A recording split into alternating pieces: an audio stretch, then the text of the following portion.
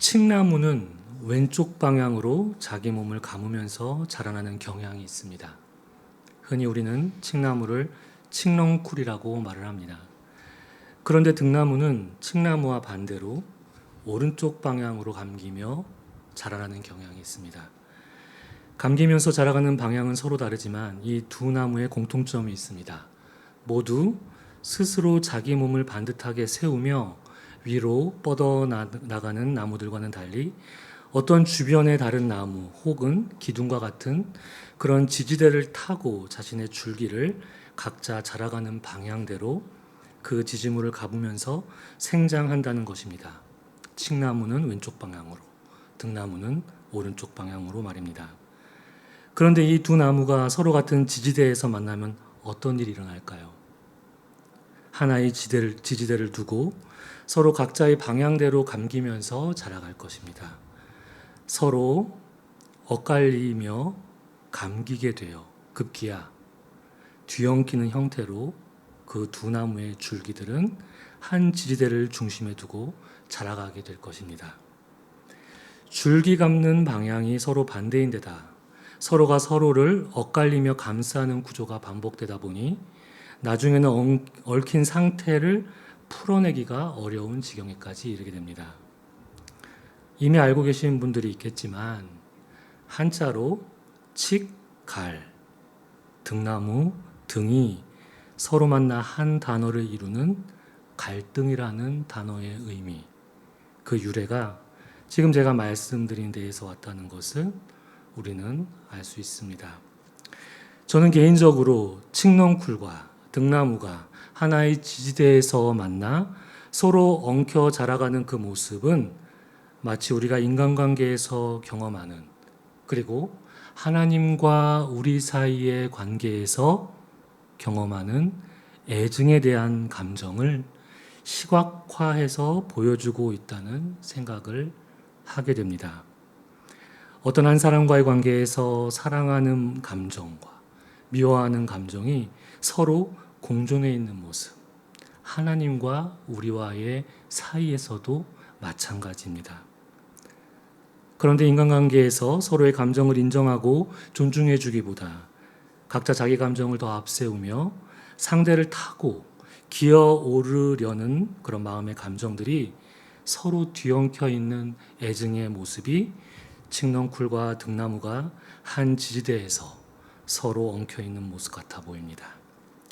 다윗도 사람이었던지라 인간관계에서 이 애증의 문제에 대해서는 예외일 수 없었습니다.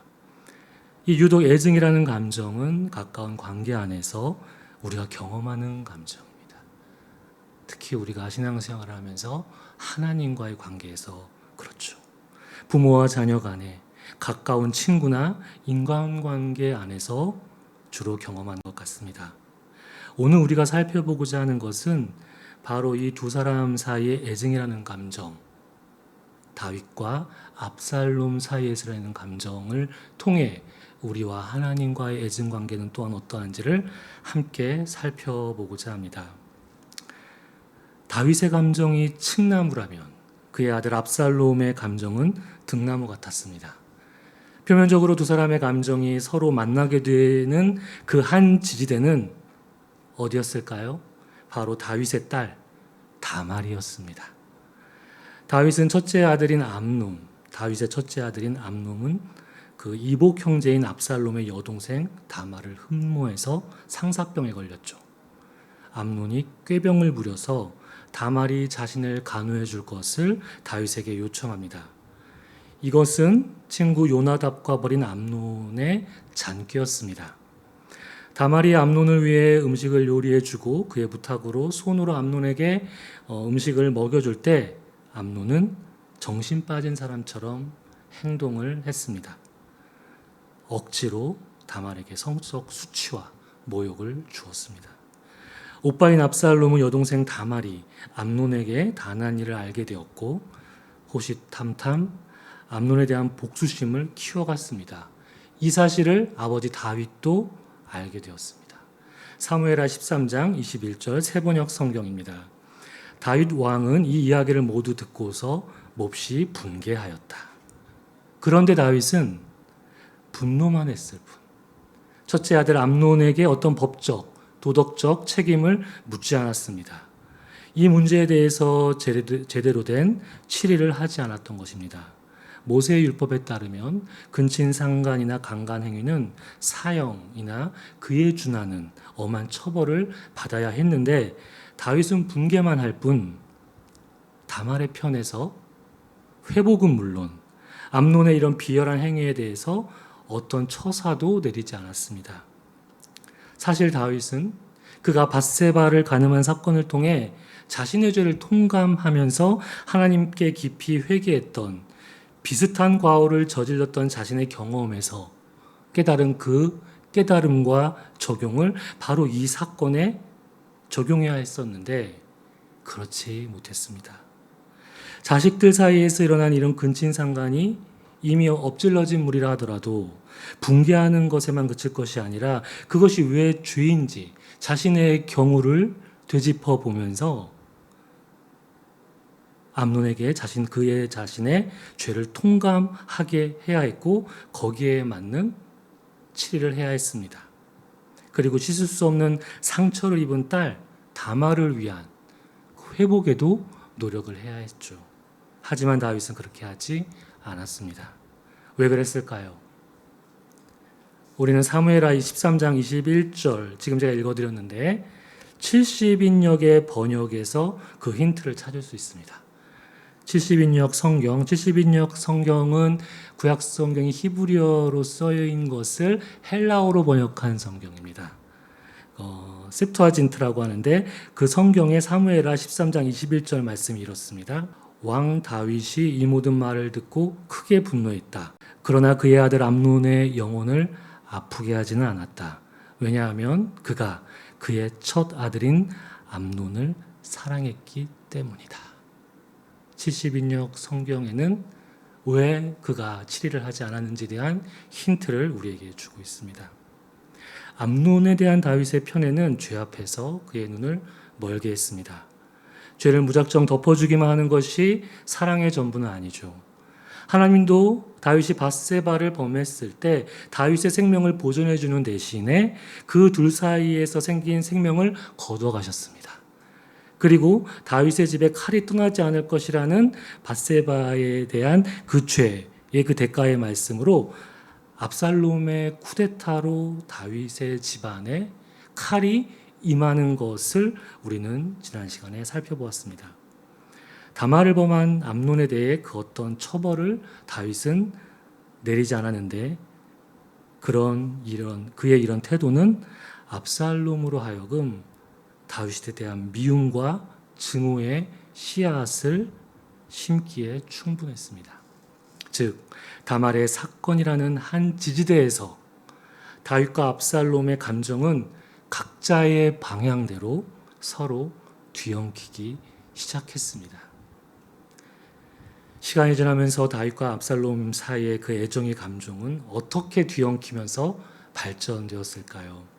결과적으로 압살롬 쿠데타를 일으킵니다. 지난 시간에 우리가 살펴봤는데 압살롬은 2년을 기다리며 여동생 다말을 위해 암논을 향한 복수를 실행에 옮깁니다. 1년에 한 번 양털을 깎는 축제가 있는데 압살롬은 다윗에게 가서 맏형 암논은 물론 다른 왕자들, 다른 형제들도 함께 그 축제에 가게 해달라고 허락을 받습니다. 그런데 압살롬은 미리 자기 부하들에게 그 축제에서 암논이 술을 마시고 기분이 좋아질 때를 틈타서 암논을 죽이라고 합니다. 그런데 이 일은 실제 그 양털을 깎는 축제 현장에서 벌어졌습니다. 이 소식을 들은 다윗은 입고 있는 옷을 찢고 땅바닥에 누워버렸습니다. 여동생을 욕보인 암논에 대한 복수였지만 사실 여기에는 암논을 사랑한 나머지 그의 죄에 대한 처사를 제대로 하지 않았던 아버지 다윗을 향한 증오도 함께 포함되어 있었습니다. 압살롬은 암논을 죽인 후에 그 수랑 달메에게로 망명을 가서 그곳에서 3년을 도망가 피해 있게 됩니다. 암논을 잃은 다윗의 슬픔은 쉽게 가라앉았지만 그의 마음이 참 사람 마음이 이상해요. 한편으로 다윗은 암논을 죽이고 도망간 아들 압살롬을 보고 싶어 합니다. 그 마음이 점점 간절해지기 시작했죠. 부모의 마음은 참 어렵습니다. 그것이 인간 우리의 마음이기도 하죠. 아들의 죽음에 대한 슬픔을 간직하면서도 그 아들을 죽이고 도망간 또 다른 아들을 보고 싶어하고 그리워하는, 참 이거를 우리가 설명하기 힘든 그런 것이 우리 인간의 감정이 아닐까 생각해 봅니다. 이 모습을 곁에서 누가 보느냐? 요압 장군이 보죠. 그래서 요압은 압살롬을 예루살렘으로 다시 데려오기 위해서 드고아의 지혜로운 여인을 이용해서 상황극을 준비해서 다윗의 마음을 바꿔놓는 일을 꾸밉니다. 결국 말미에 다윗은 이 모든 상황극이 요압이 자신을 위해 꾸민 일이라는 것을 알게 되지만 요압에게 명령을 내려서 그 일을 통해 다시 압살롬을 예루살렘으로 명령해서 데려오게 합니다. 그런데 압살롬을 너무 보고 싶어서 3년 만에 불러들였죠. 참 또 이상해요. 다윗은 예루살렘에 불러놓고 또 압살롬을 2년 동안 지척에 두고 만나지 않습니다. 사람이 멀리 있으면 보고 싶고 또 가까이 있으면 보기 싫은 이런 것들이 다윗의 인생에 너무 적나라하게 드러납니다. 다윗의 마음에는 또 곁에 두니까 압살롬에 대한 증오의 마음이 다시 자라난 게 된 것이죠. 어쩌면 단순히 증오만은 아니었을 것입니다. 좀 더 복잡한 마음이 그에게 있었을 것입니다. 압살롬은 예루살렘에 불러서 다시 왔지만 2년 동안 거의 가택연금 수준으로 지냈습니다. 철저히 다윗으로부터 외면받고 방치되었습니다. 아마 압살롬은 아버지 다윗이 자기를 3년 만에 예루살렘으로 불러들일 때 혹시나 하는 어떤 기대감을 가졌을지 모릅니다. 왜냐하면 암논이 장남이었기 때문에. 사실 성경의 둘째 아들에 대한 기록은 이름은 나오지만 거의 언급되고 있지 않습니다. 실질적인 장남으로 되는 것은 바로 압살롬이었습니다. 그래서 자신이 차기 왕권에 대한 생각을 품고 아버지가 불렀을 거다라는 그런 기대감을 가졌을지 모릅니다. 암논을 죽인 것은 그 여동생 다말에 대한 복수이기도 했지만 압살롬은 어쩌면 다윗이 사랑하는 암논을 죽임으로써 자신이 다음 왕위에 오를 수 있다라는 그런 계산이 깔려 있었을지 모릅니다. 압살롬은 2년 동안 아버지가 자신을 만나주지 않자 2번이나 자신을 예루살렘에 데려온 요압에게 전령을 보내서 다윗과 만나기를 중재해달라고 요청합니다. 하지만 요압도 이런 압살롬의 호출에 응답하지 않습니다. 그러자 압살롬은 어떻게 합니까? 극단적인 행동을 합니다. 요압의 보리밭에 불을 지릅니다. 우리가 가끔 TV에서 자신의 처지를 세상에 알리고 권리 보호와 처우 개선 등을 주장하며 극단적인 행동으로 자기 심정을 표출하는 모습들을 보게 됩니다. 철탑에 올라가서 며칠을 안 내려오고 농성을 벌이기도 하고 삭발, 단식 투쟁 이런 절박하고 극단적인 행동을 통해서 자신을 좀 봐달라고 사람들에게 알리죠. 지금 압살롬이 아버지가 만나주지 않자 요압의 보리밭에 지금 불을 지른 방화를 저지른 것입니다. 요압의 보리밭에 방화를 저지르면서 자기를 좀 만나달라고 자기 얘기를 좀 들어보라고 하는 것이죠. 그런데 이 방법은 효과가 있었습니다. 압살롬에게 요압이 찾아와서 요압에게 드디어 압살롬이 이야기합니다. 이렇게 얘기하죠. 이럴 거면 왜 나를 그술에서 돌아오게 했는지 이야기나 좀 해다오. 나에게 아직도 무슨 죄가 남아있다면 차라리 죽여달라. 그 2년 동안의 시간이 얼마나 괴로웠으면 아버지도 못 보고 거의 방치되듯 무시당하고 외면당한 시간이 얼마나 힘이 들었으면 차라리 죽여달라라고 이야기를 합니다. 요압은 이 이야기를 다윗에게 전합니다. 그리고 압살롬은 마침내 다윗 왕을 만나게 되죠. 결국 두 사람은 얼마 만에 만나는 겁니까? 5년 만에 서로 얼굴을 맞대게 됩니다. 사무엘하 14장 33절 말씀 세번역입니다. 그래서 요압이 왕에게 나아가서 이 일을 상세히 아뢰니 왕이 압살롬을 불렀다.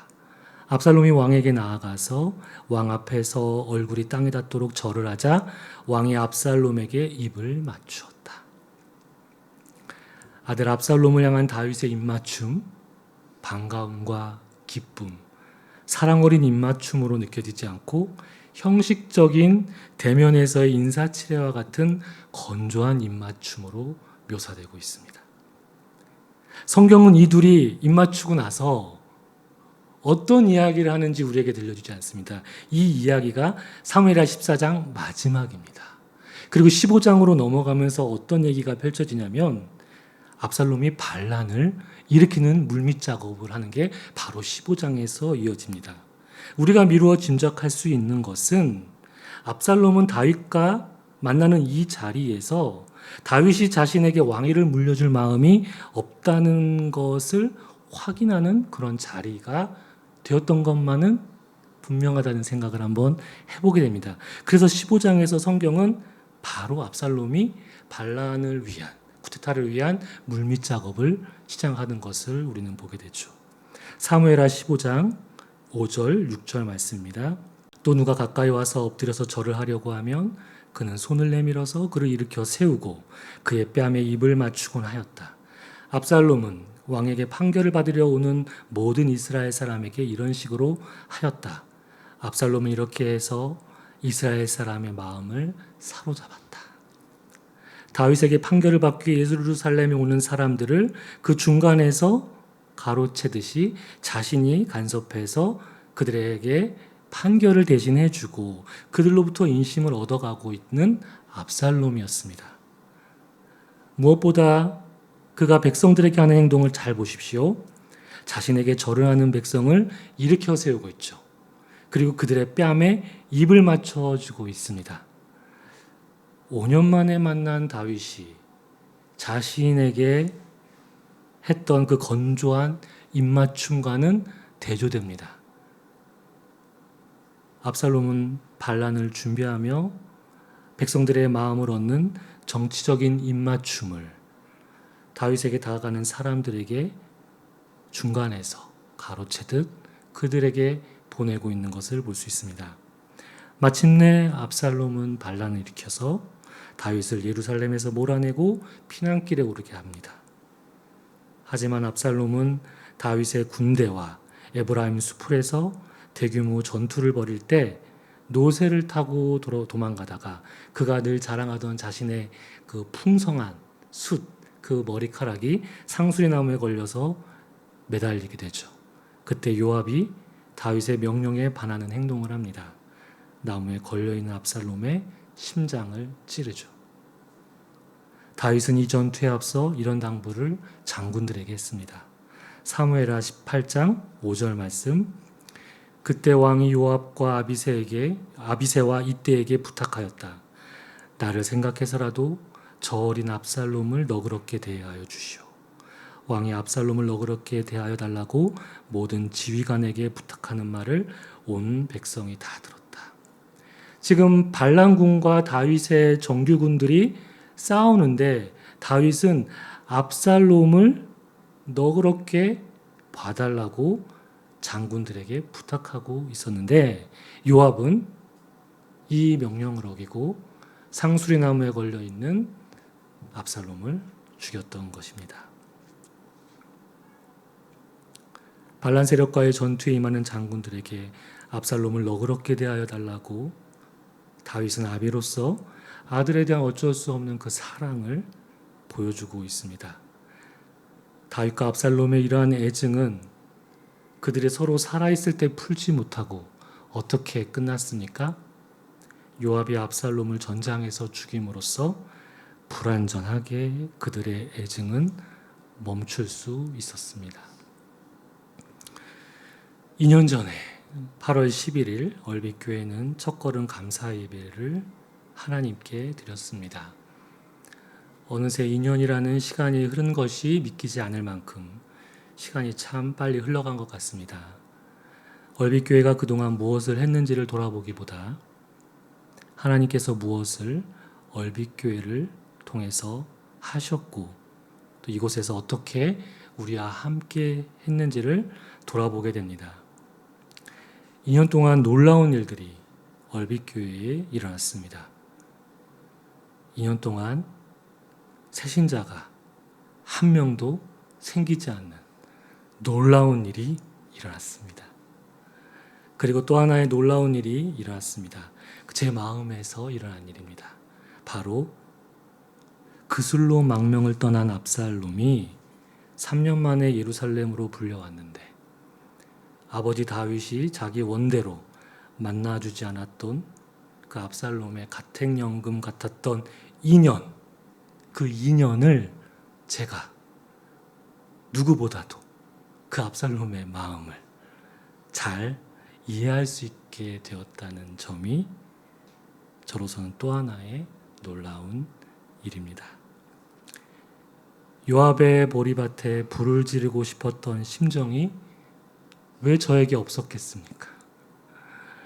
사실 다윗과 압살롬의 애증에 관한 이야기는 어쩌면 얼빗교회를 하게 하신 하나님과 저와 사이에 일어났던, 아니 지금도 그런 상태일지 모르는, 우리가 신앙생활을 하면서 우리가 평생 하나님과 함께 살아가야 하는 자들인데 그 여정 가운데 하나님과 우리 사이에서 일어날 수 있는 영원히 풀리지 않는 그런 감정들이 아닐까 생각이 듭니다. 그럼에도 한편으로는 다행이다 싶은 마음에 감사한 것도 떠올랐습니다. 만약 내가 보고 싶었던 놀라운 일이 얼빗교회에 일어났다면 어떻게 되었을까? 물론 일어나지 않은 것을 상상해서 정신승리를 하고자 함이 아니지만 마치 제가 보고자 하는 그 놀라운 일들이 2년 사이에 이곳에서 일어났다면 저는 오히려 힘든 상황을 맞이했을지도 모릅니다. 여러 가지로 준비가 되지 않은 상태에서 갑작스럽게 내가 바라보고자 하는 일이 일어난다면 저는 그 상황을 온전히 감당할 수 없었습니다. 저는 매 주일 설교 하나 쓰기도 너무 벅찬 사람이라 정말 힘들었을 것입니다. 그리고 무엇보다 제가 보고 싶었던 상황을 보게 된 것에 제 마음이 더 교만해지고 또 영성 목회를 또 하나의 목회적 욕망으로 추구하는 수단으로 생각했을지 모릅니다. 그런데 그런 일이 일어나지 않은 것에 대해서 자포자기의 심정 가운데에서 발견한 또 하나의 소망은 하나님의 활동을 알아차리고 거기에 동참하는 마음으로 따라가야겠다는 것. 그것이 아무리 좋은 비전을 앞에서 제시하면서 많은 성도들과 함께 고지를 점령하듯이 나아가는 방식으로의 신앙생활이 아니라 성령 하나님의 인도하심에 자신의 삶을 온전히 열어두며 고유한 각자의 영적 여정을 주님과 함께 걸어가는 길을 동반하는 영성 목회를 머리가 아닌 실제 경험으로 배워가는 시간이었습니다. 그래서 제가 보고 싶은 광경이 놀랍게도 이 얼빗교회에 펼쳐지지 않은 것은 다행히로 한편으로는 여겨졌고 하나님이 하시는 일을 이제 관상 어린 자세로 바라보게 하시는 그런 시간을 허락하셨다라는 생각을 하게 되었습니다. 하나님과의 애정 어린 그런 신랑의 결과는 하나님의 인도하심에 맡기는 것이 제가 할 수 있는 최선의 순종이라는 생각을 하게 되었습니다. 얼빗교회라는 한 지지대를 두고 하나님의 오른 방향과 저의 왼 방향이 서로 감정적으로 엉키는 순간들이 너무 많았고 아직 진행 중인 것들도 있지만 우리의 애증은 갈등이 아니라 하나님과의 일치를 위한 몸부림, 얼빗교회라는 지지대 그 자체가 우상이 되지 않고 하나님과 우리가 서로 엉켜 있는 것처럼 보이지만 사실 그것은 연합의 모습이며 서로를 갈망하며 서로의 등을 타고 오르는 일치를 향한 몸짓이라는 것을 저는 오늘 말씀을 준비하면서 앞으로 다가오는 그 시간들이 바로 이런 모습, 갈등이 아닌 일치와 연합으로 나아가는 모습이 되어야 되겠다라는 생각을 하게 되었습니다. 마침내 다윗의 군대가 압살롬의 군대를 이겼습니다.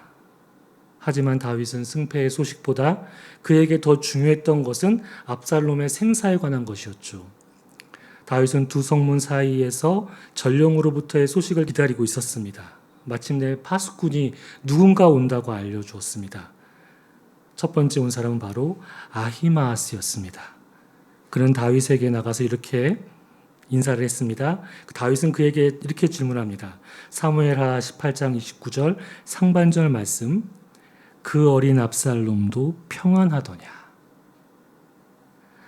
아히마아스는 압살롬이 죽은 걸 알면서도 다윗의 마음을 헤아려, 그리고 그것을 보고했을 때 자기에게 다윗의 노여움이 미칠까봐 즉답을 피하죠.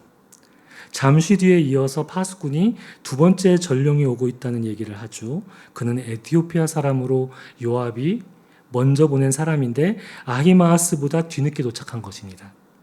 다윗은 그에게도 보자마자 이렇게 묻습니다. 사무엘하 18장 32절 상반절 말씀입니다. 그 어린 압살롬이 평안하더냐? 마찬가지로 다윗은 두 사람에게 동일하게 전쟁의 승패보다 압살롬의 생사가 더 중요했습니다. 에티오피아 사람은 우회적으로 압살롬이 죽었다는 이야기를 다윗에게 말합니다. 임금님을 반역한 자들이 모조리 그 젊은이와 같이 되기를 바랍니다. 그 젊은이가 바로 압살롬인 것이죠. 압살롬이 죽었다는 이야기입니다. 이 말을 듣고 다윗은 마음이 찢어질 듯 아파 성문이 다락방으로 올라가면서 통곡을 했습니다.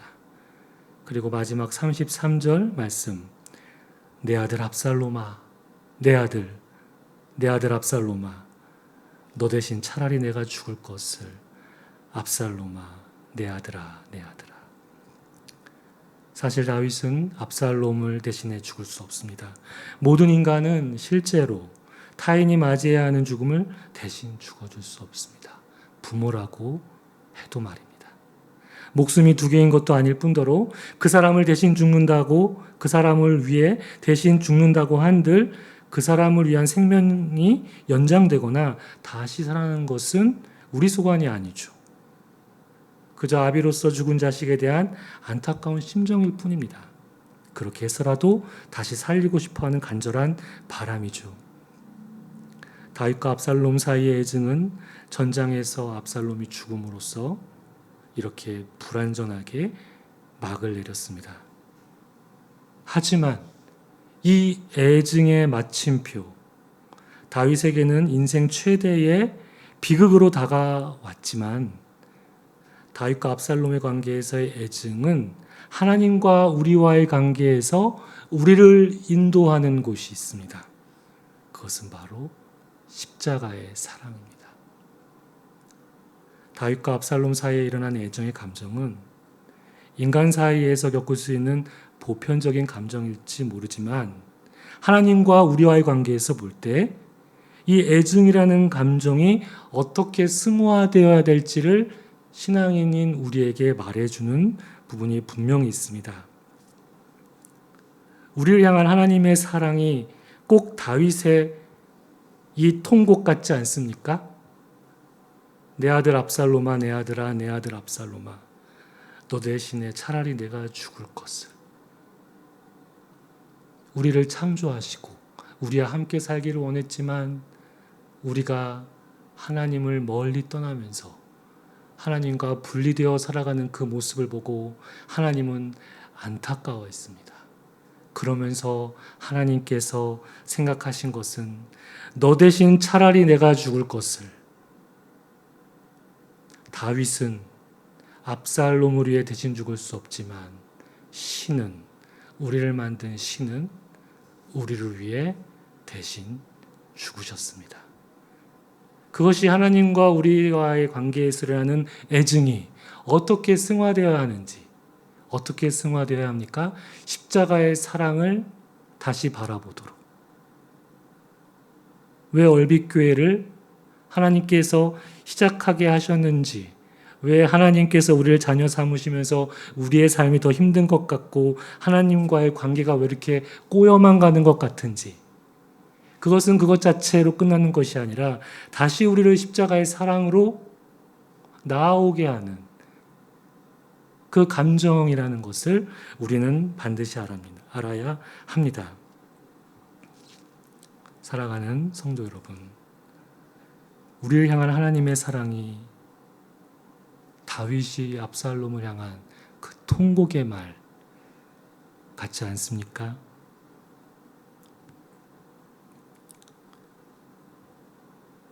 하나님께서는 우리를 지으시고 차마 우리를 버리지 못하는 아비의 그런 심정으로 예수 그리스도를 우리에게 보내심으로 우리를 향한 애증의 감정을 종결하셨습니다.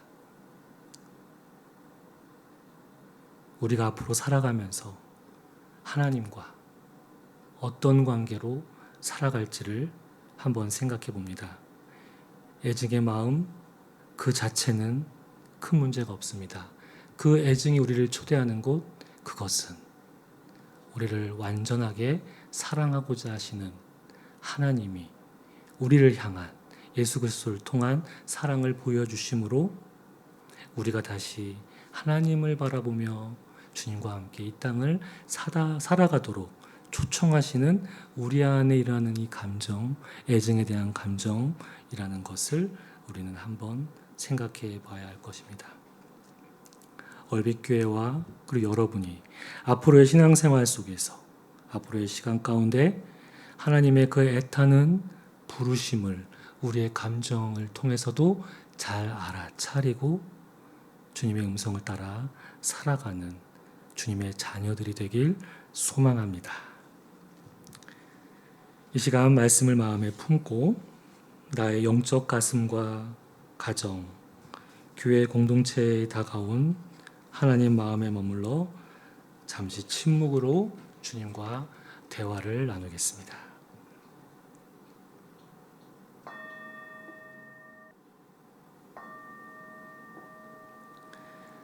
하나님, 우리는 주님과 함께 한평생 살아가야 하는 자들입니다. 그 여정 가운데 우리가 하나님을 너무 사랑해서 때로는 너무 미워하기도 하고 또 너무 미워한 나머지 또 너무 사랑하기도 합니다. 그럴 때마다 오늘 말씀을 기억하며 하나님과 함께해서 생기는 우리의 애증이 우리를 십자가로 다시 인도하는 그 이정표임을 잘 알아차리고 주님의 사랑에 머물 수 있는 우리 모두가 되게 하여 주옵소서. 예수님 이름으로 기도드립니다. 아멘.